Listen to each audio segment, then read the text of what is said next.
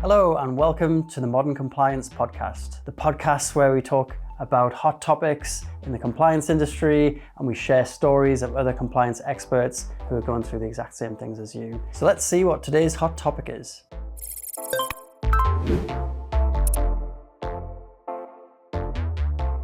On today's podcast, I'm joined by someone I've known my entire life. That's because he's my very own brother, David King. David's my business partner, co-founder of Flow Software Solutions, where he's the lead developer of our surveying app, Flow Mobile Surveying. He's a family man, an urban activist, and a deep thinker who loves solving problems. Take the words out of your mouth, David. You can introduce yourself in a second. So today I'd like to talk a little bit about the choice of staying narrow in software development versus going wide. And by that I mean, do you solve all of your customers' problems, or do you stay focused on just one thing and doing it very well? So please introduce yourself, David. Tell your audience who you are. Hi, yes, I am Paul's brother. I've also known him all my life because he's my brother. I think Paul's given me a good intro. I don't think I need to say much more. You don't do yourself enough justice, David, out of that. Let's talk about the journey to actually get here. So, you started in big companies. We've then started up on our own. What's that been like? Yeah, I think it's probably best to talk about the history before the business, before Flow. And that's when I was at Lucian. They brought me in as a software engineer. They didn't quite have all their systems connected together. And I worked with them over a period of sort of 5 or 6 years. And we built this cradle to grave system. And it did almost everything that the business needed. So from raising quotes, converting those quotes to contracts, those contracts created jobs, and then you build reports, collect data, build those reports, get them out there. You build up your line items to create invoices, and then you've even got late payment chasing on the system as well. So right end to end in that business. And that was possible because there's only one Lucian Environmental. And so if they want a particular feature, you know that that's the feature to build. And that makes decision-making really simple. So that's before Flow Mobile Surveying. And then when we got together, we said we're going to build this product. Really, I think we were looking at Lucian and saying, well, that product was successful. Let's go again. Let's see if we can put our own spin on that. And what we've built is not cradle to grave for various reasons that we'll get into, but really we've focused on just the data collection, the report generation. And I think that's served us very well, served our customers really well, because it keeps things simple. But we're always looking to what we built at Lucian, thinking, should we go down that route? And that's a hard question that we talk about constantly. Yeah, for sure. Like lots of water cooler moments. I mean, we must have had that conversation 100 times in 100 different ways. Should we build all these extra features, quoting an invoice and all that sort of stuff? Why have we not? What's the reason for that?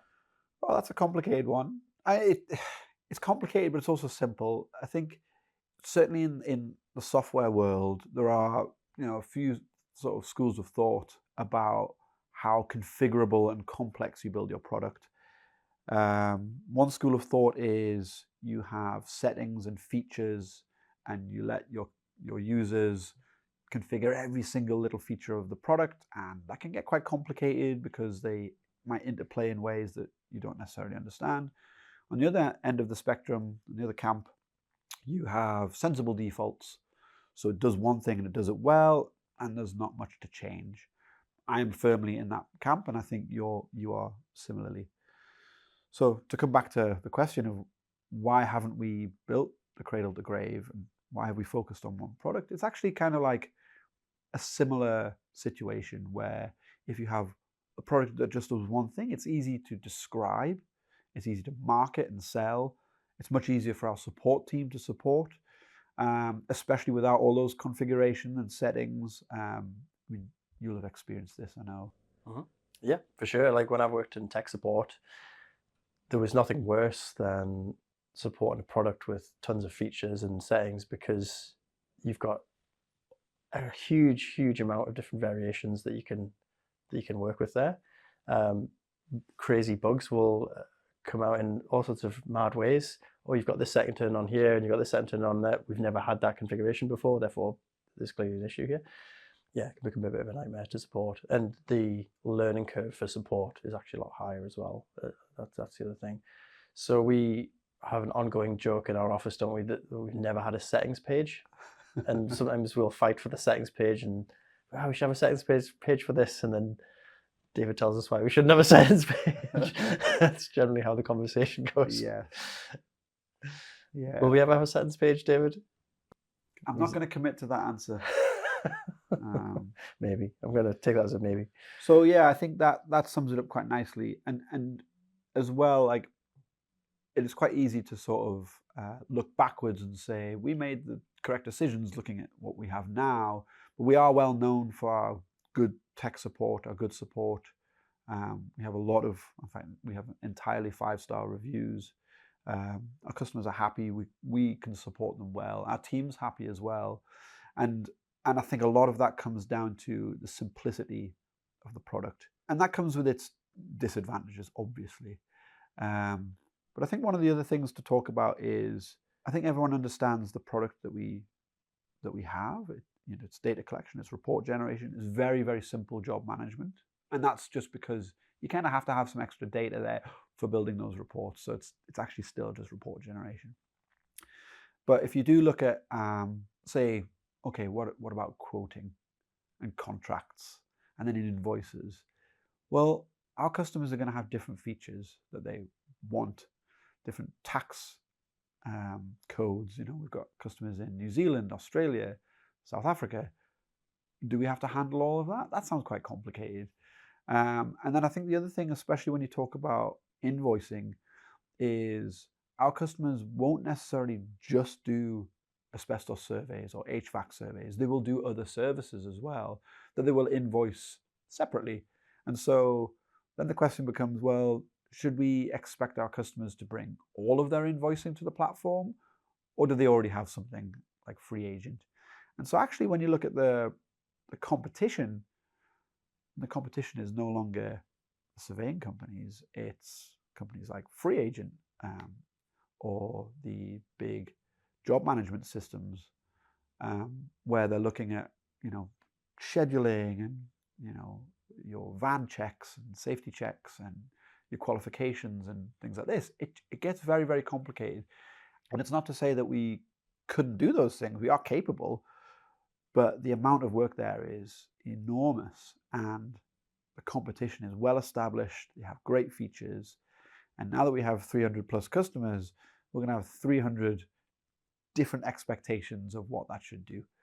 So will we have a settings screen? Will we? No. No, okay. Maybe. Fair enough, I'll take it. Yeah, I definitely agree with what you're saying. We've done well, I think, because we've stayed focused on just solving specific problems for a specific niche. And that has served us well. I guess I'm sort of still on the finger of the pulse with the customers a bit more than you, which we've also talked about. But I get to hear about the hundreds of different requirements that everyone has. So one day, oh, we must have a client portal. The next day, it's, oh, have you integrated with Xero yet? From one day to the next, there's a new hair on fire. This is an absolute must-have requirement for our business kind of problems, but from different angles. It's like, and that can be quite hard for me, I think, sometimes personally. How do you deal with everyone saying their problem is the most important one? What do you think about that? Is that something you've just got to get good at saying no to? You've got to know where to draw the line. Oh, absolutely, yeah. It's how you position yourself as well. It's good to have those conversations with your customers, because then you know what they need, what problems they have. That tells you how you build your product. But I think you need a good chunk of your customers all saying the same thing in order for that to actually have some bearing on what you do. But even then, it doesn't mean that you should do it. All of our customers drive vans. They have tools. Should we go into the vans and tool market? I don't think so. I don't know anything about vans, David. I don't know anything about vans. I like bicycles. But and I think that's another thing to be careful of, is our customers will have a lot of overlap, but it doesn't mean that we should do those things. And it's knowing knowing where we stand and where we've positioned ourselves really important. Yeah, agreed. And I think there's always going to be that temptation, isn't there, to build all the features for all the people. I guess it's a bit like, I'm just thinking of the early days of support, right? We didn't have many policies. So a customer would come to us and say, like, can you co-brand my reports in this, or can I show someone else's branding on my reports? And we didn't really have a solid policy on that. Mm-hmm. So it was very hard to go back and give them a clear answer. Or like one day it would be one thing and one day it'd be another thing. As soon as we got those policies in place, it give us the sort of framework to say no. Yes. Like, this is the policy. This is why we don't do that. I guess it's kind of similar in some respects to what we're sort of talking about here, that the stay narrow, go wide problem. If we decide as a company we're going to stay narrow, then that becomes a very easy conversation. When someone comes to us and says, can you build an invoicing platform? No, we don't do that. We just do this. Yes. And I think actually those policies, they come about because you've had those conversations with your customers, and they come about because we've had a conversation internally. Where do we stand on this particular problem or question? And that's just part of the business maturing, and it happens quite naturally, I think. So let's talk about what drives you after all this time, David. You've worked for big companies, you've worked with me for 5 years, or just over 5 years. What gets you out of bed in the morning to build good software and keep going? I think this is probably clear to anyone who knows me personally, but like, I like to lift the mood. I like to make things better, happier, more joyous. And that might sound like the dumbest thing to talk about when you're talking about software for surveyors doing compliance, because it's important and it's serious business. But I think actually when you marry up a serious problem with a lighthearted approach, that can just be really powerful. And so building the product is kind of like an extension of how I live my life. I always want to make things better. It's okay to make mistakes, but I don't want to make problems, right? I want to make things improved. Some of these features that we've sort of touched on and over the years, where we've had a go, maybe scheduling, we've had a few tries at that. And if it's not really, really good, I'm not happy with it. And I am happy because I'm a happy guy, but like, I wouldn't be okay in getting out in the world, because then, everyone's had those jobs where you're working with software day in, day out, and it's some frustrating, convoluted process. Oh, well, you just want this little feature? Well, you got to go through this quite complicated path just to get there. I don't want that. I just like something simple, obvious, clear, and intuitive in the product. And so what gets me out of bed in the morning, it's knowing that I get to do that with a good team. And I think that's really good. To have the successful business also gives me, outside of work, more opportunities to do other good, interesting things as well. Mm-hmm. I know what you mean. I want to do things the right way. Always want to do things the right way. And Amber, our sister, gets a bit frustrated by the fact that if a system's not right, I have to just redesign it, make sure it's perfect. And if it works for me, then I'm so happy. Do you think there'll always be a temptation to build all the features our clients want? Advanced scheduling, quoting, and invoicing is always going to be there in the background somewhere, hanging over us, just waiting to be answered and resolved. Yeah, always. And it shouldn't be ignored, even if we don't build it. So there are other parts of our product that we might have forgotten about these decisions because they were made and they were good decisions and we've stuck by them and they've served us well. So for example, we have terabytes of photos from our customers and they need to be processed, resized, cropped and things like this. We have a service that we just plug into the product and it works very well. We pay for it, but we didn't have to build it. And it means that the standard of that feature is top quality, it's world class. And you just forget about that. And so I think with the invoicing and quoting, we'll probably go down a similar route, but it is slightly more complicated than image processing. You can find a provider for that. It's written by software developers for software developers, so it's very accessible to us when we're building our product. But when we're looking to that sort of full job management system, we need to be looking a bit broader, and we're probably looking at finding partners that are not necessarily advertising their system as an API that we can plug into. It'll be probably a bit more of a long-term conversation. But I think in order for that to become viable, we need to continue to grow our business.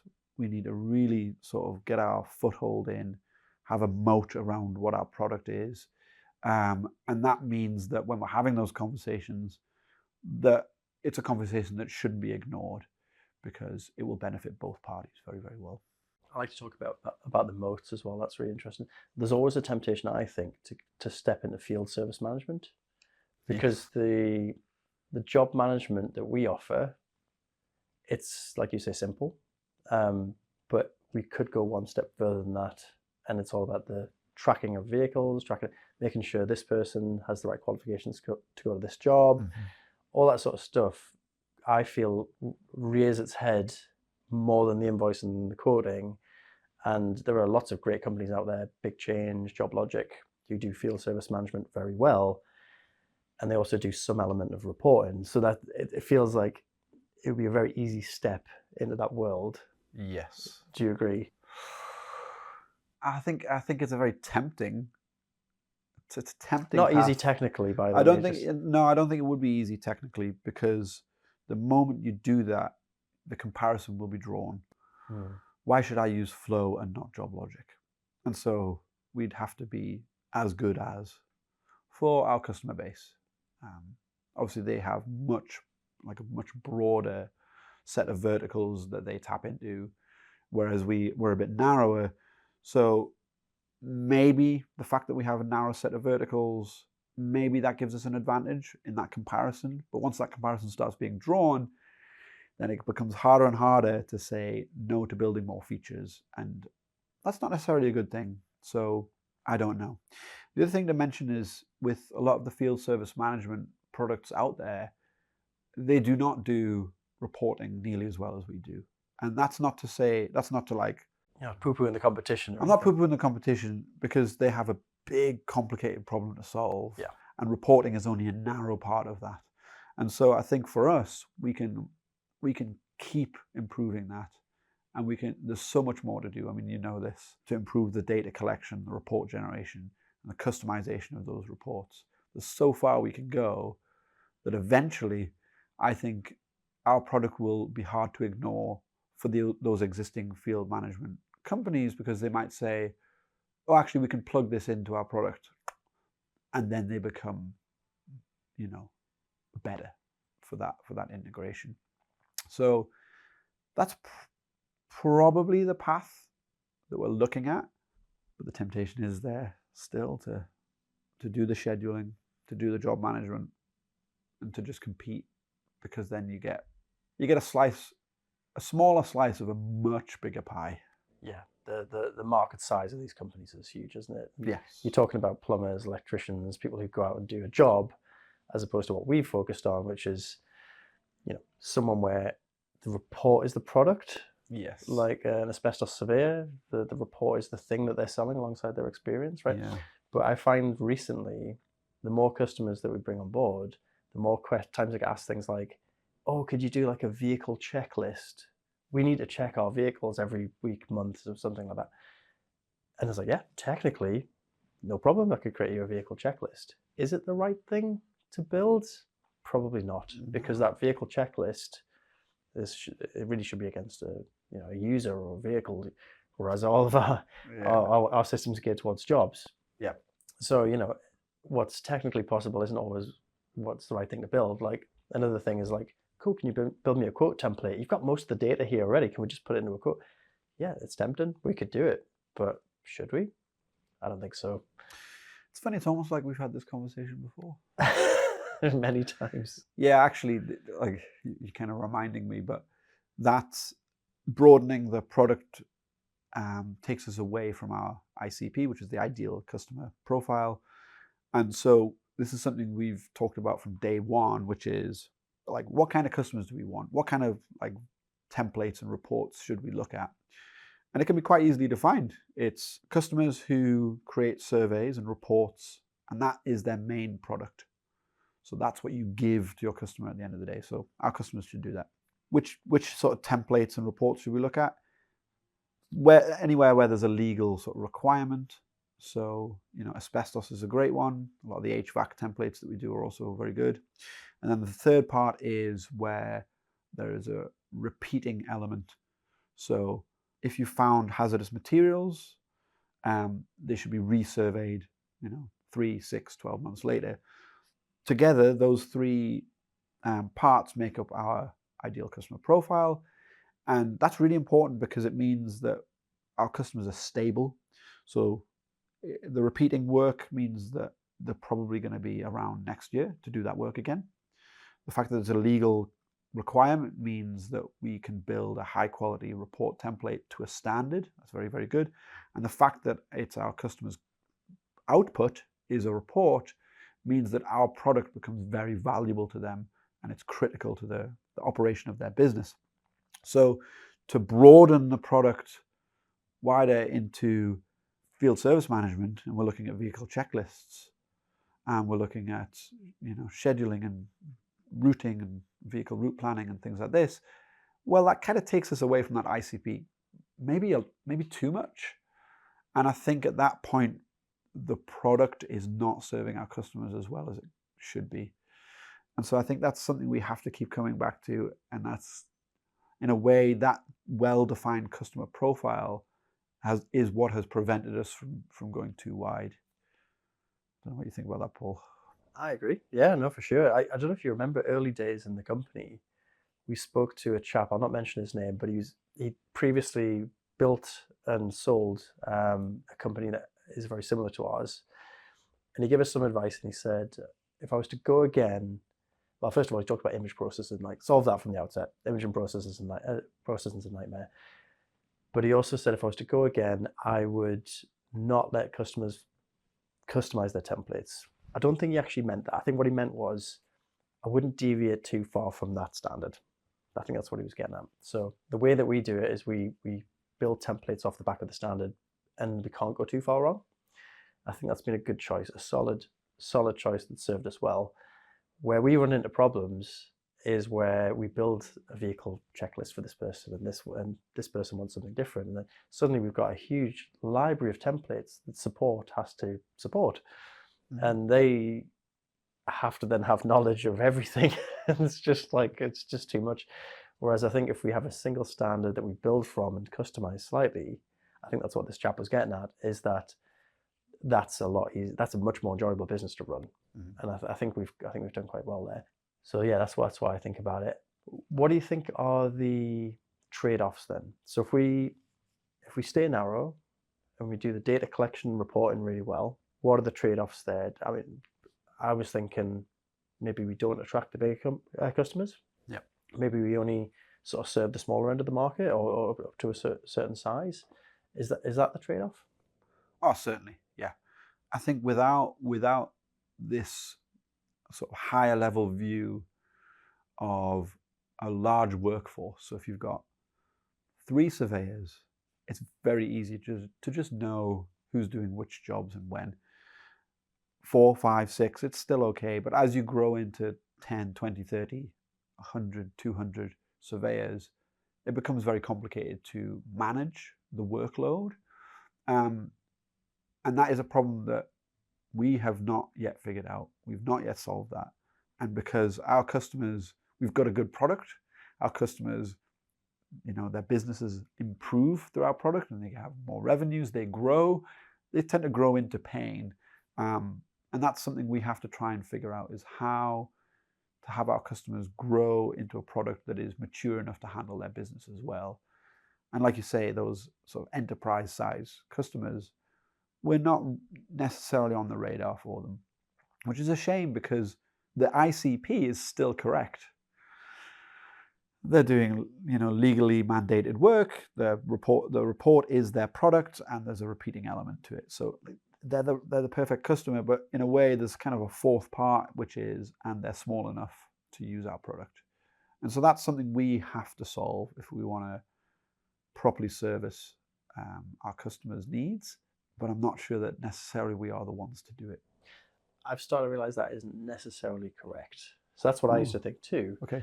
But then now I think actually, if our clients use the right adjacent products, they can grow into pain and also solve those pains. Like, I'll give you a good example. A client came to me yesterday and said, I'm using this brilliant scheduling tool. It's absolutely amazing. It's checked out, looks great. And that solves one of the problems we were unable to solve for them. Mm-hmm. Then, I mean, all we need to do is try and integrate the two in the future. So that's a big problem solved for them. Another client of ours uses a field service management software alongside our product, and that solves their problem. So I think actually being able to point people to the right suite of products is probably a good way around that as well. We just need to understand that where our place is in that suite, if that makes sense. Yeah. And so we've got a lot it sounds to me like we've got a lot of conversations to have, finding the customers that are growing successfully and using our product and have those other suite of products. If we can recommend the right tools, like you say, then that's going to be ideal. But we need to have some more external knowledge, I guess, to make it a decent recommendation. Building features that people want is that big. It's like a big Venn diagram, isn't it? One circle is just what everyone needs, and then you've got these adjacent circles over here, which you might have one of our biggest clients up here needs this thing, and another one over here needs this thing. But even though it's not something necessarily they would write on our roadmap, they wouldn't say, make the product simpler. That is genuinely what everyone wants. Yes. Yeah. So that's part of the big Venn circle. So people don't always tell you exactly what they want. They'll tell you what they kind of need in that moment, sort of thing. But we know that clients stick with us because our product is simple. They like the way the reports look. I had someone come to me the other day who said, "You're our unique selling point. These reports are our unique selling point," and that's why they hadn't gone away to, a different system which does every single little thing. They were able to sort of take some of that pain and sort of just deal with it and be like, yeah, we're willing to accept a certain level of pain because our clients love these reports and it's a big part of our business, sort of thing. Mm-hmm. So I guess that's the moat, isn't it? If you can make the product simple and good enough, you're not likely to lose customers as they grow because they want to stick with you. Yeah, for sure. I think a good product is hard to leave, and that's true of all sorts of different things. And I think as well, like, it might not be obvious from the outside looking in, but we also do a lot of work for like internal tools. So if you think about, we have all those fantastic 5-star reviews, and we did this exercise where we printed off, this is a couple of years ago, we printed off all the reviews and we put them on a piece of on a table, and we sort of tried to sort them out, like try to categorize them. And we thought, right, this is going to tell us something about what our customers think about the product. And most of them, vast majority of them, were the support is good and it's easy to use. And that's really important. It's easy to use is kind of like a software problem, and the support is good is a person, like a people problem.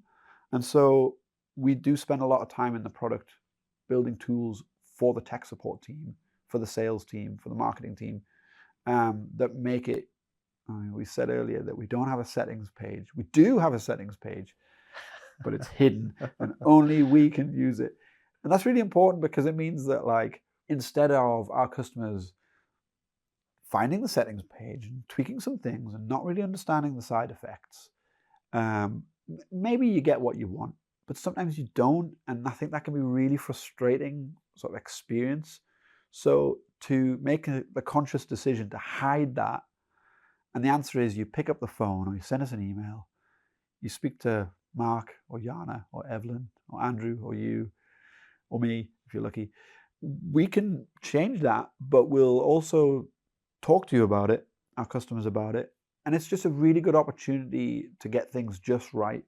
And just right doesn't mean it works. It means that there's knowledge being transferred and things like that. So Internally, we do still build a lot there, and it means that our team can do more. Sometimes we add little features, and it's like, oh, I feel like I've got a superpower now that I can click this button on behalf of my customers. So for any clients listening or watching, that's why we haven't developed the feature you want. We're building internal tools. We'll get to it eventually. Yeah, I mean, those internal tools are like really, really important. And it kind of harks back to the Lucian days as well. So the Lucian product, it can never really be sold, I don't think, to like the world. And it's because it's so tailored to Lucian's needs that almost every feature is an internal tool. So you might have a manager saying, well, I need a report that gives me this data, and you can just like knock something out. But if the data is right, like that's a great tool, fantastic. But if you wanted to roll it out to the world, well, you'd have to finesse it. You'd have to make the UI just right. You'd have to do knowledge base articles, tutorials. You'd have to have some way of onboarding customers to use that feature in the correct way. And then it's a lot more complicated than just building the thing that makes the number appear or whatever it is. There's so much more to it than that. And so keeping those tools internal gives us superpowers, and it also serves our customers very, very well. They are like the kind of features where you can build quickly and well, and they're just fantastic. And you can kind of just say, and now that's done, we can go on to the next job that will improve the customer's experience via the support team oftentimes. I think those tools have been like invaluable for giving clients that white glove experience. Like they come to us, they want the problem solving, they don't even know how you've done it. There's some magic tool behind the scenes that sort of helps us do that. All they know is their problem's been solved. Yeah, people love that. So I know you constantly juggling about 100 different tasks, David. Like, what are you sort of looking forward to? What's the future of the compliance industry? We've got all this stuff with AI. We've always taken a bit of a sort of cautious view of that type of stuff historically, but now we're sort of looking at some implications of that, or things we could do with AI in our product. What's on the radar that you're like, yeah, that'd be pretty cool to build? I think we're busy building some very interesting things, but they are internal tools again. Without getting too technical, we have part of our product is the building layouts. So you got the data collection, goes into the database. The layouts is how it gets rendered and converted into a PDF. And that's still kind of a semi-manual process. I think where AI can be really useful is we can layer it on top of that interface for our tech support team, or when we're developing templates and layouts. It can be really, really advantageous to draw on multiple data sources to pull that in. And I think it just means that we'll be able to do a higher quality output much, much quicker. And again, it comes with that white glove experience where our customers are they don't have to wrangle the AI agents. They don't have to learn anything. They can just chat to one of us. We do it for you. And I think that's going to be pretty magic, because it means, we already do most of our support queries quickly because we've got a smart team and a simple product, but I think it'd be even quicker and even better somehow. I think where we have to be quite cautious with AI is compliance is very important and it's very exact. And I think the fact that AI can hallucinate and make incorrect statements very assertively. And I think where AI shines is like humanity stuff. Something that's a bit more je ne sais quoi, very, very good. But when it's very technical, I think that's where it gets problematic. And the examples you often see is give AI maths questions and it can just get them wrong, and you can prove it's wrong because it's maths. You might say like, okay, here's an engineering problem. Will this building fall down? I say, oh, absolutely not. Without a shadow of a doubt, will not fall down. And a competent engineer would look at it and say, well, no, it's incorrect. And I think in the compliance world, it's kind of a mix between opinion. You often have executive summaries, and they have to be written very, very carefully, but it looks like opinion with exact data. So the lab has said that this is the scenario, and the standard says that this is the risk level. If AI gets too involved or too close to that, I think that can be problematic. But I think it can be used as a way to digest data and present it in a way to a user that's then going to say, review it, make changes, okay it, and then get it into the system. I think that's where AI could be really, really, really powerful. That's interesting. Does that rule out things like AI generated summaries then? Because that's something I was thinking about. If AI could look at a report and say, here's a summary of this report, a bit like on your Google, you have these AIs, or Gemini is it called, Gemini, where it'll sort of summarize the reports of the other emails rather. And do you think that's something that could ever be used in compliance reports, or is it just too risky? You have to have that human touch, I guess. I think it's the timing of when that summary comes into play. So if you've written a report, if you've done a survey and you've come across some materials and you use AI to write your summary, that is different to not writing a summary, giving the report with all the data into the customer, and then they use AI to get their summary. There's a difference, and the difference is whether you put your name to it or not. So if you are a trained assessor and you have done your data collection, you've got your data, you've got your report, and then you chuck some AI on, it's no longer AI, it's yours. The moment you give it to your customer, it's yours and it's your compliance, and it has to be factual. So I think the timing of that is important. I mean, realistically, I think a lot of our customers will already be using AI for summaries.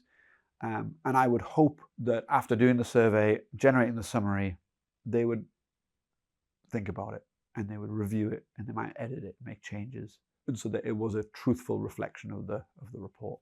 Yeah. I suppose the other side of things is like, people do take shortcuts anyway.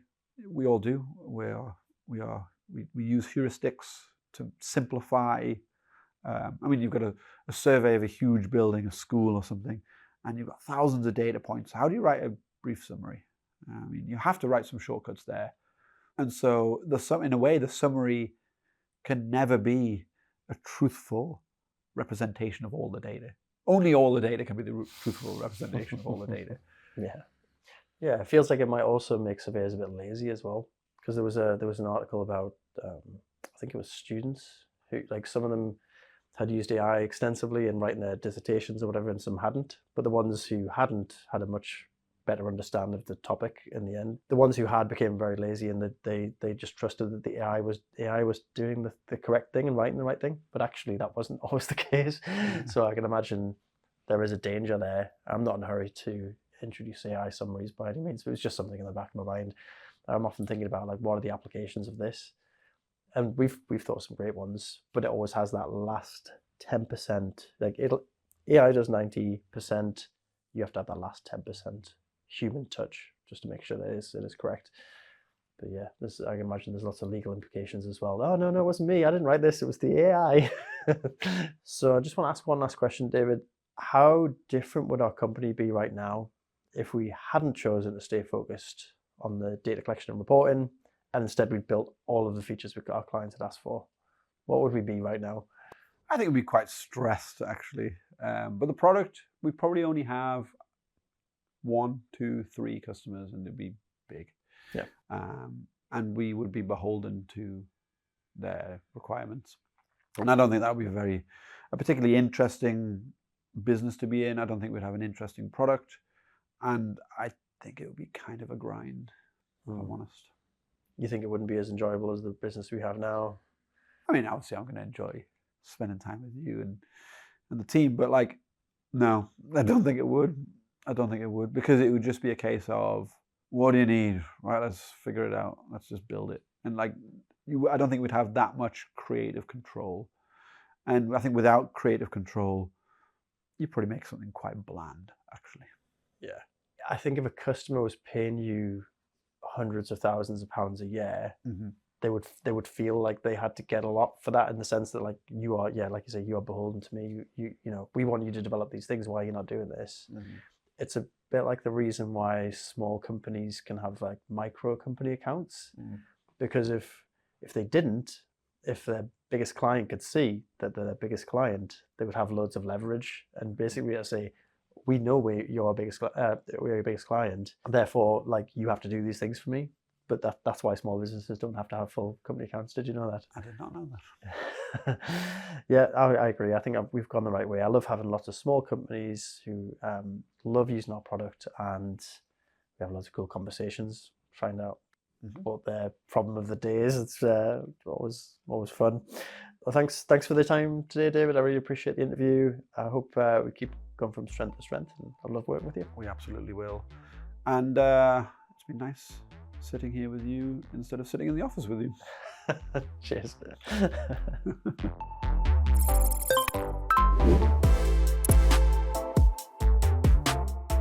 Thanks for listening to today's episode. I hope you enjoyed this content. I hope you got something out of it. If you know anyone else who is affected by this topic, please forward this on to them. If you've got a hot topic you'd like to discuss, please get in touch. I'd love to hear from you. Let's keep this conversation going, and we'll see you next time.